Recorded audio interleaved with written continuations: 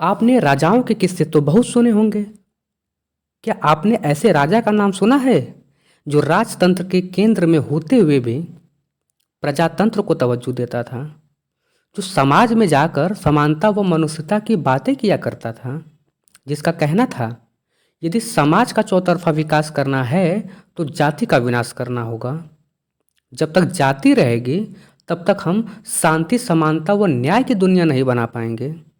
जी हाँ, वह राजा था जिसने स्कूल बनवाए, हॉस्टल बनवाए, अस्पताल बनवाए, जिसने प्राथमिक शिक्षा को अनिवार्य व निःशुल्क कर दिया, साथ ही साथ वंचितों व पिछड़ों को 50% आरक्षण का प्रावधान किया, वो बंधुआ मजदूरी पर प्रतिबंध लगाया, जिसने डॉक्टर अंबेडकर की आर्थिक सहायता की और घोषित किया कि वंचितों को उनका नया मसीहा मिल गया।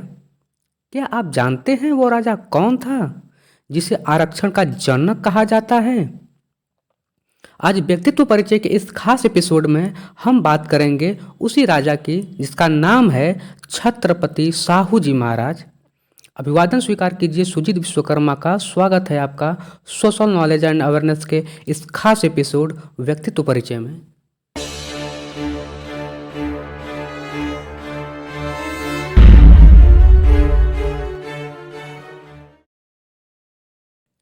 जब नया भारत बन रहा था तो उस नए भारत को समता व न्याय का पाठ पढ़ाने वाला राजा, जिसे कभी राष्ट्र निर्माता की तरफ स्वीकार नहीं किया गया, उस राजा का जन्म 26 जून 1874 को महाराष्ट्र कोल्हापुर के कागल में हुआ।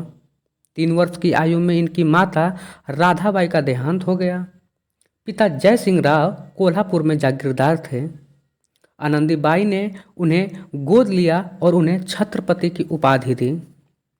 जब वो कोल्हापुर की बागडोर संभालते हैं तो वो देखते हैं कि सामान्य प्रशासन के कुल 71 पदों में 60 पदों पर तो विशेष जाति का कब्जा है और लिपिक के 500 पदों में 490 पदों पर वही लोग हैं। उन्होंने देखा कि शिक्षा व नौकरियों में विशेष जाति का कब्जा है। जिनकी आबादी इतनी कम है वो तो सारे पदों पर कब्जा जमाए बैठे हैं। तो इसी विचार के तहत 26 जुलाई 1902 को वंचितों व पिछड़ों के लिए शिक्षा व नौकरियों में 50% आरक्षण का प्रावधान करते हैं। आरक्षण का पहली बार यदि कोई व्यवहारिक कानून बनता है तो वो छत्रपति साहू जी महाराज ने बनाया। और जाति के आधार पर शिक्षा व नौकरियों में किसी प्रकार का भेदभाव बर्दाश्त नहीं किया जाएगा। उन्होंने वंचितों व पिछड़ों को शिक्षा व नौकरियों में केवल जगह ही नहीं दिया बल्कि गौरवपूर्ण जीवन जीने का अधिकार भी दिया। इस कानून को लागू करने में महाराज ने बहुत ज़्यादा कमिटमेंट दिखाया।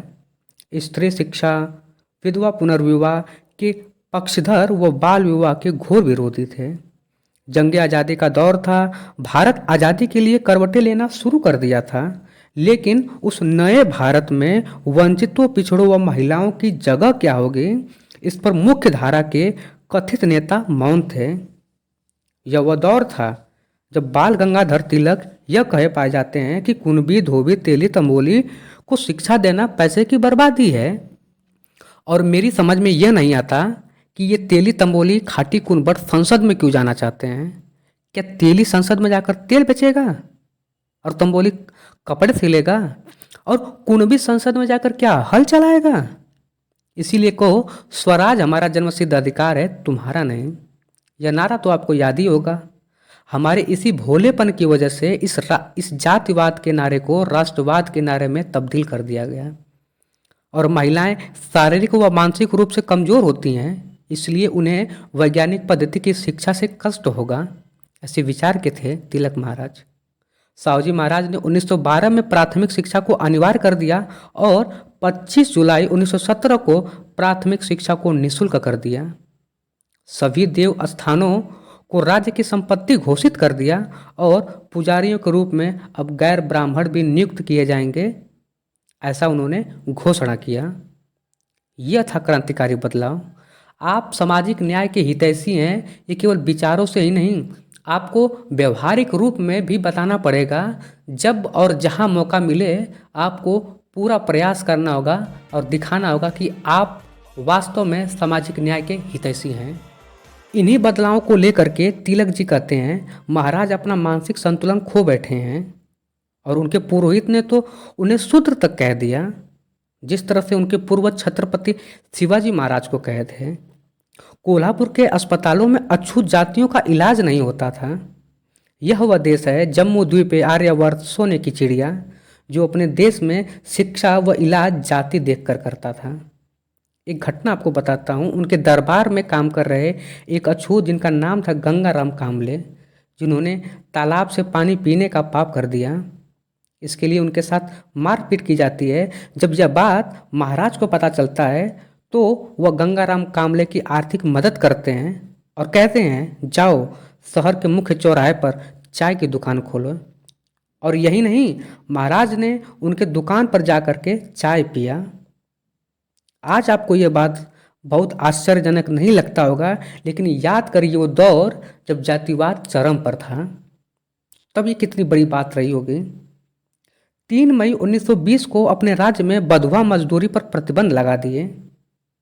आपको जानकर आश्चर्य होगा कि स्वतंत्र भारत में यह प्रतिबंध 1980 में लगता है। जरा सोचिए कितना दूरदृष्टा था वो राजा। एक घटना और सुनाता हूँ।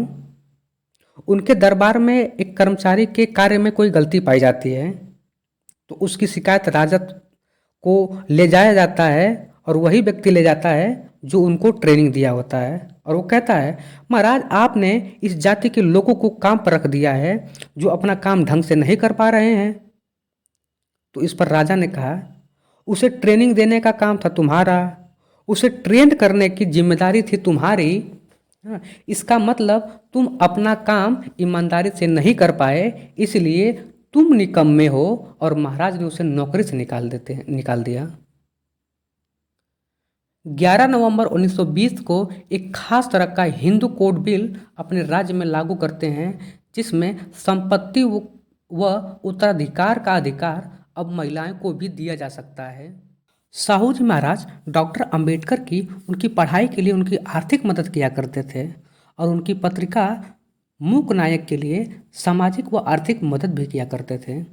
नागपुर के एक सभा के दौरान उन्होंने घोषित किया कि डॉक्टर अंबेडकर वंचितों और पिछड़ों के लिए एक नया मसीहा के रूप में आए हैं। 15 अप्रैल 1920 के वक्तव्य का कुछ भाग यूं है, जातिवाद का अंत जरूरी है, जाति को समर्थन देना अपराध है, हमारे समाज के विकास के सबसे बड़ी बाधा है जाति आधारित संगठनों के निजी स्वार्थ हैं।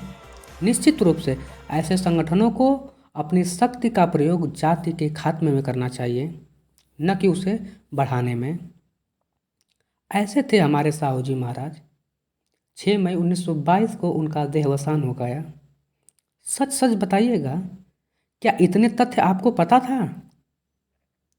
अगर नहीं पता था तो पूछिए, आपको इनके बारे में इतना तथ्य क्यों नहीं बताया गया, क्यों नहीं पढ़ने दिया गया?